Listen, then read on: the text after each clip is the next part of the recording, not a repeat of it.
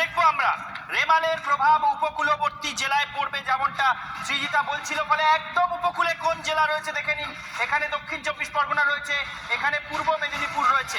এই দুই জেলায় যে সবচেয়ে বেশি প্রভাব পড়বে সেটা নিয়ে কোনো সন্দেহ নেই। কিন্তু তারপর ল্যান্ডফলের পর, অর্থাৎ রেমালের ল্যান্ডফলটা কোথায় হচ্ছে? বাংলাদেশের খেপুপাড়া আর এখানে দক্ষিণ চব্বিশ পরগনার সাগরদ্বীপ, এই দুটোর মধ্যে। বাংলাদেশের খেপুপাড়া আর দক্ষিণ চব্বিশ পরগনার সাগরদ্বীপ, এই দুটোর মধ্যে মাঝামাঝি জায়গায় রেমালের ল্যান্ডফল হওয়ার কথা।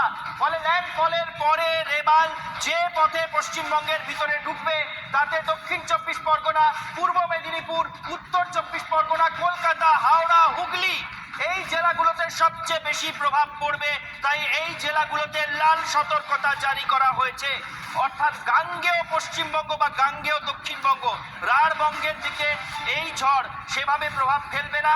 ঝড়ের প্রভাবে বা সাইক্লোনিক ওয়েদারের প্রভাবে বৃষ্টি হতে পারে, কিন্তু প্রভাব সেভাবে রাঢ়বঙ্গের দিকে পড়বে না, উত্তরবঙ্গের দিকেও নয়। কিন্তু লাল সতর্কতা জারি করা হচ্ছে দক্ষিণবঙ্গের এতগুলো জেলায়: পূর্ব মেদিনীপুর, দক্ষিণ চব্বিশ পরগনা, উত্তর চব্বিশ পরগনা, কলকাতা, হাওড়া, হুগলি।